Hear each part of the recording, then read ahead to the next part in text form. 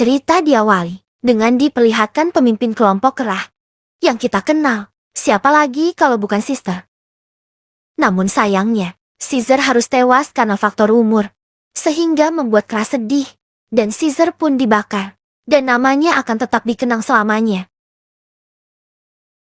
Singkat cerita, 300 tahun kemudian dan bumi sudah berubah total. Serta umat manusia sudah jarang ditemukan. Kisah akan berfokus kepada seekor kera muda bernama Noah. Kali ini, Noah harus berpetualang untuk mencari sebuah telur burung elang, dengan ditemani oleh kedua temannya, yang masing-masing bernama Sunah dan juga Anaya. Mereka bertiga mencari sebuah telur elang untuk membuktikan jika mereka kuat dan sudah dewasa. Sudah beberapa hari mereka mencari. Akhirnya mereka menemukan sarang elang. Namun di sarang tersebut hanya ada 3 telur.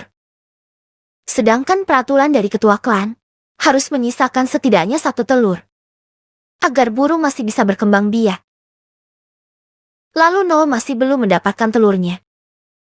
Dan ia melihat sebuah sarang elang di sebuah bangunan yang paling tinggi. Sehingga Noah pun nekat memanjat, meski sudah diperingatkan oleh teman-temannya. Namun meski begitu, Noah berhasil mencapai sarang tersebut.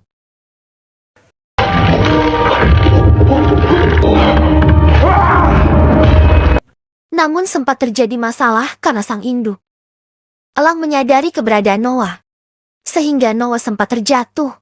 Namun beruntung Noah berhasil menggapai bangunan di dekatnya. Setelah itu, mereka hendak kembali ke desa. Namun ternyata selimut milik Noah dicuri oleh manusia. Sehingga Noah dan kawan-kawannya pun mengejarnya. Tapi pengejaran mereka terhenti karena manusia memasuki terowongan. Dan area tersebut dilarang oleh ketua klan. Tak ada pilihan lain. Mereka bertiga mengambil kembali selimut Noah dan segera pulang ke desa. Sesampainya di desa, Noah dan lainnya disambut dengan gembira karena mereka berhasil kembali membawa telur elang. Tak lupa Noah juga bertemu dengan ibunya yang menyuruh Noah untuk segera menemui ayahnya, sekaligus sang ketua desa di sana. Setelah bertemu ayahnya, Noah pun memberikan selimutnya karena manusia dianggap berbahaya oleh mereka dan harus dijauhi. Ayah Noah sangat bangga dengan anaknya karena ia bisa mengambil telur elang di bangunan tertinggi. Karena ayah Noah sendiri adalah sang ahli burung. Dan klan mereka adalah klan elang. Setelah itu, ayah Noah memberikan selimut Noah kepada tetua di sana untuk mendapatkan saran.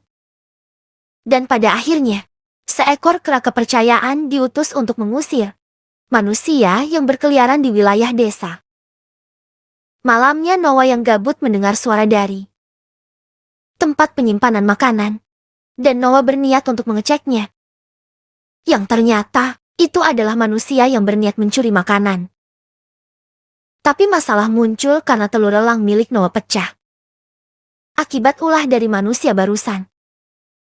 Tentu saja Noah pun bingung karena upacara akan diadakan saat matahari terbit. Sehingga Noah akhirnya nekat untuk mencari telur yang lain pada malam itu juga. Meskipun perbuatannya akan sangat beresiko. Baru beberapa kilometer perjalanan, Noah mendengar suara pertengkaran antar kera. Sehingga Noah yang penasaran langsung mengeceknya. Yang ternyata, itu adalah kera utusan ayahnya yang sudah sekarat. Setelah bertarung dengan beberapa kera bertopeng. Namun sayangnya, kawanan kera lainnya datang dan mencium bau manusia dari selimut Noah. Sehingga para kera tersebut hendak pergi ke desa Noah dengan arahan kuda milik utusan ayahnya. Pada akhirnya, Noah hanya bisa lari ke desa karena kudanya sudah ketahuan oleh kawanan kera bertopeng.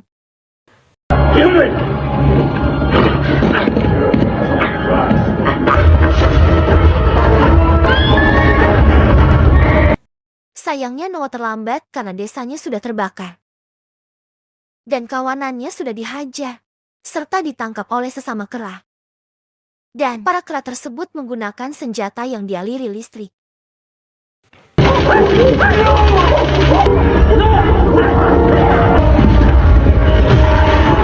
Noah kemudian hendak menyelamatkan ayahnya. Dan bukannya menyelamatkan diri.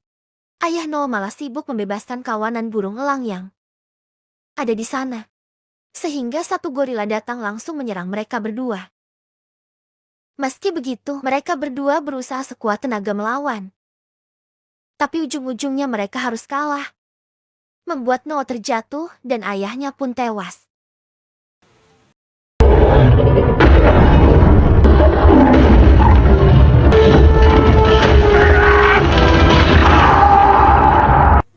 Pagi pun tiba. Ternyata Noah masih hidup. Dan keadaan desanya sudah hangus terbakar. Noah juga sangat sedih melihat tubuh ayahnya yang sudah tak bergerak lagi. Dan ia pun memutuskan untuk menguburnya. Serta berjanji untuk membawa pulang klannya. Tak ada pilihan lain. Noah pun berniat menyusul klannya dan melewati terowongan yang selama ini dilarang. Noah kemudian terus berjalan hingga akhirnya menemukan kain milik ibunya. Namun tak lama kemudian muncul badai, membuat Noah tak bisa melanjutkan perjalanan dan beristirahat di sana. Keesokan harinya, Noah mendapati burung elang milik ayahnya bernama Eagle Sun. Namun sayang ia masih belum mampu untuk mengendalikannya. Noah kemudian terus berjalan dan ia harus terhenti. Karena melihat kepulan asap yang ia kira itu sekumpulan kera. Namun tiba-tiba ia malah terjatuh tepat di atas api. Setelah itu, Noah bertemu dengan orang utan bernama Raka. Yang mengira Noah adalah kawanan kera yang jahat. Namun Noah mengaku jika ia mengikuti jejak mereka untuk menyelamatkan klannya. Membuat Raka akhirnya percaya. Raka kemudian menunjukkan buku karena di zaman Caesar, para kera memahami isi buku. Noah kemudian bertanya-tanya karena nama Caesar juga disebut oleh kera bertopeng. Dan hal itu membuat Raka kesal. Karena ajaran Caesar bukanlah seperti itu. Raka juga menjelaskan jika ajaran Caesar tidak membunuh sesama kera. Dan Raka juga yakin jika di zaman Caesar, kera dan manusia hidup berdampingan. Bahkan kera juga sempat dirawat oleh manusia. Namun zaman sekarang, manusia sudah dianggap punah dan dianggap makhluk yang primitif. Saat akan melanjutkan perjalanan, mereka sempat bertemu manusia, membuat Raka yang ada di sana memutuskan untuk ikut bersama Noah untuk mengenal dunia lebih luas. Di tengah jalan, Eagle Sun juga terus mengikuti Noah kemanapun. Malamnya saat beristirahat, manusia yang sebelumnya ternyata mengikuti mereka. Raka kemudian memberinya sebuah makanan. Dan tak lupa memberikan kain untuk selimut milik ibunya Noah. Meskipun awalnya Noah menolak karena kain tersebut sangat penting baginya.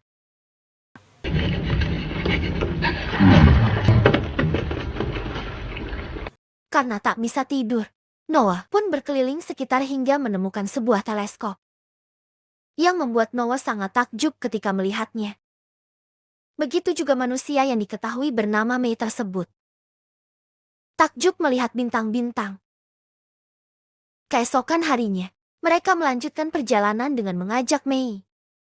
Meskipun Noah awalnya menolak, tapi Raka tetap mengajaknya. Namun tak lama kemudian, mereka bertemu dengan sekelompok manusia lainnya. Namun manusia di sana seperti hewan, tak bisa bicara dan sangat primitif.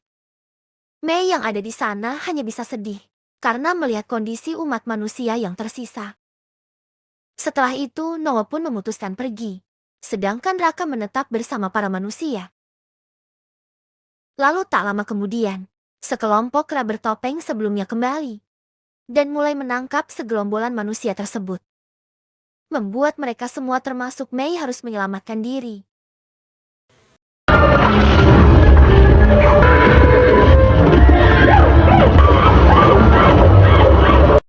May kemudian hampir tertangkap. Tapi beruntung Noah yang kembali berhasil menyelamatkannya. Dan Raka juga berhasil selamat. Setelah itu mereka berdua pun segera kabur dari sana. Setelah dirasa aman, Mei ternyata bisa bicara dan masih menjadi manusia normal. Membuat mereka berdua sangat terkejut. Selama ini, Mei menyembunyikan semuanya karena alasan keamanan dirinya. Mei juga mengaku jika selama ini ia hanya sendirian. Malam pun tiba. Noah menghabiskan waktunya untuk memperbaiki senjatanya. Yang ternyata Noah berhasil memperbaikinya. Paginya mereka melanjutkan perjalanan. Dan harus melewati jembatan yang sudah rapuh. Serta derasnya arus sungai. Tak ada pilihan lain, mereka segera menyeberang. Namun masalah kembali muncul. Karena para kera sebelumnya sudah menunggu kedatangan Noah di sana. Membuat Mei tercebur ke dalam sungai. Dan Noah juga berhasil terpojok. Namun Raka harus hanyut ke dalam sungai. Karena talinya dipotong oleh si gorila.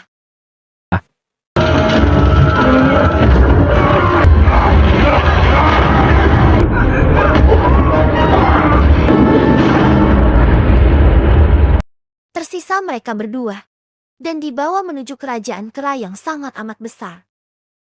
Terletak di pinggiran pantai. Lalu Noah diarahkan menuju bendungan. Sedangkan Mei masuk ke dalam bangkai kapal. Mei kemudian dimasukkan ke dalam kamar. Dan bertemu dengan seorang pria bernama Trevatan. Yang bekerja untuk kerajaan tersebut. Dan Mei diminta agar ia bisa berguna untuk kedepannya jika ingin tetap hidup. Sedangkan di sisi lain, Noah akhirnya bertemu dengan Suna. Serta para kera lainnya yang dijadikan budak. Selain itu, Noah juga bisa bertemu dengan ibunya yang berhasil selamat dari serangan malam itu. Setelah itu, para kera berkumpul karena sang raja yang bernama Prosimus datang. Ternyata Prosimus mengambil nama Caesar dan salah mengartikan ajarannya. Para kera juga dipaksa untuk tunduk kepadanya. Noah yang ada di sana hanya bisa diam dan tak bisa melakukan apa-apa.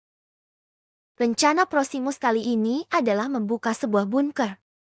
Karena ia yakin jika di dalam bisa membuat dirinya menjadi kuat. Dan memiliki alat canggih milik manusia. Percobaan kali ini mereka mencoba mengebom pintu bunker. Dengan ditarik oleh para kera. Namun sayangnya lagi-lagi percobaan Prosimus gagal.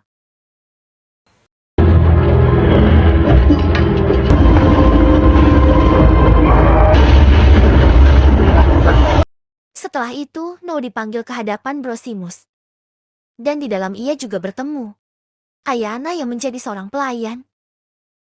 Alasan Noah dipanggil karena Prosimus kagum dengan Noah yang berhasil memperbaiki senjata buatan Trivatan.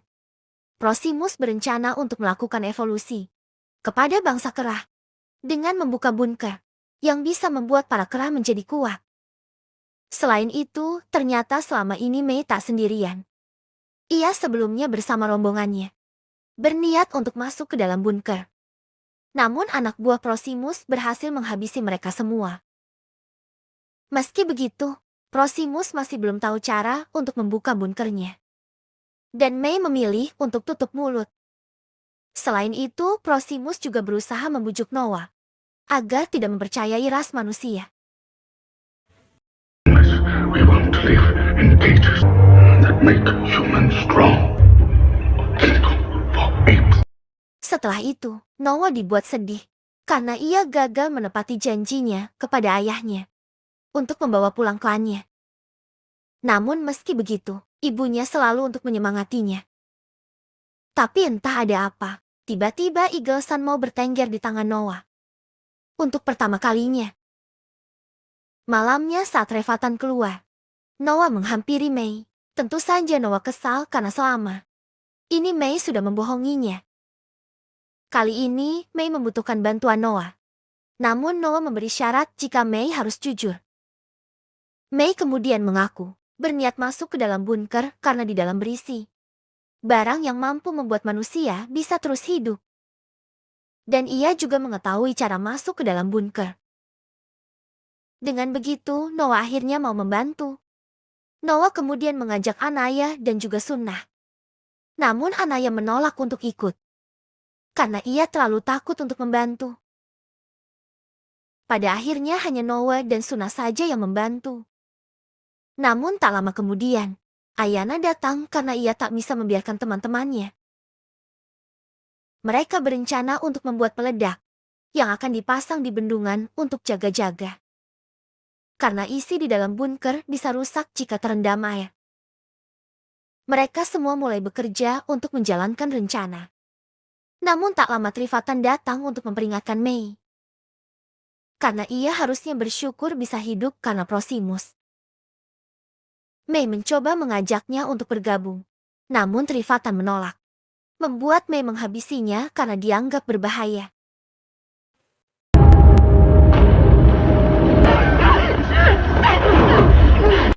Setelah itu, mereka berempat berniat memasuki bunker lewat belakang.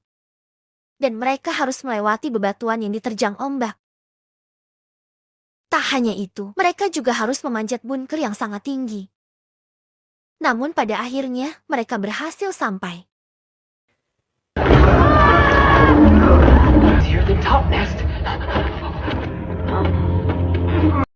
Mereka kemudian masuk ke dalam bunker yang sangat besar. Hingga akhirnya, Mei berhasil menyalakan daya listrik. Di dalam bunker, Mei kemudian menyuruh Noah menunggu. Sedangkan ia mengambil alat penerima sinyal. Dan di dalam juga terdapat banyak senjata. Sedangkan Noah dan lainnya menemukan barang-barang milik manusia. Serta buku bergambar kera di dalam kurungan. Saat di pintu depan, mereka juga menemukan beberapa tank dalam jumlah yang cukup banyak. Dan setelah itu, Mei membuka pintu bunker untuk pertama kalinya.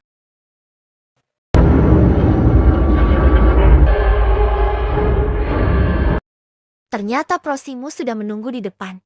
Dan ia mengatakan kepada Noah jika Mei sudah berbohong. Semua itu dilakukan agar Mei bisa kabur dari sana dan mendapatkan apa yang ia mau. Prosimus kemudian mengancam Noah akan menghabisi ibunya jika tak mau memberitahu rencana Mei di dalam bunker. Namun pada akhirnya Mei langsung menembak anak buah Prosimus hingga tewas.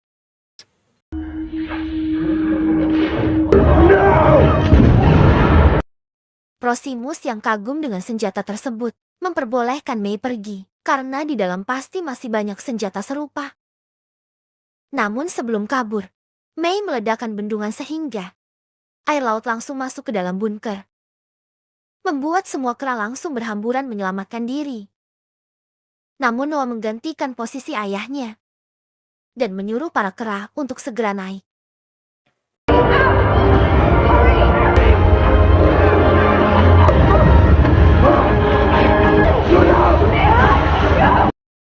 Noah kemudian mencoba menghalangi si gorila yang terus-terusan mengejarnya. Namun pada akhirnya Noah berhasil menjebak si gorila dan berhasil menenggelamkannya. Noah kemudian menghampiri teman-temannya yang ada di atas. Namun tiba-tiba Prosimus langsung menyerangnya secara membabi buta. Dan tak ada siapapun yang berani melawannya. Prosimus kesal karena Noah sudah menghancurkan rencananya. Bersama Mei. Witness.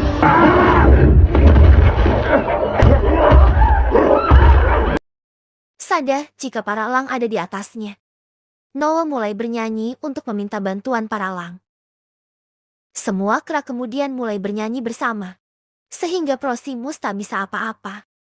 Dan pada akhirnya para elang mulai menyerang Prosimus. Membuat Prosimus tak bisa melawan hingga akhirnya terjatuh.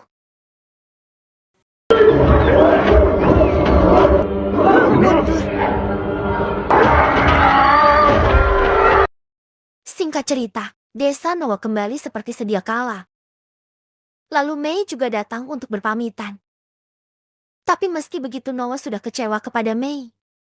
Terlebih lagi, manusia dan kera tidak bisa hidup berdampingan.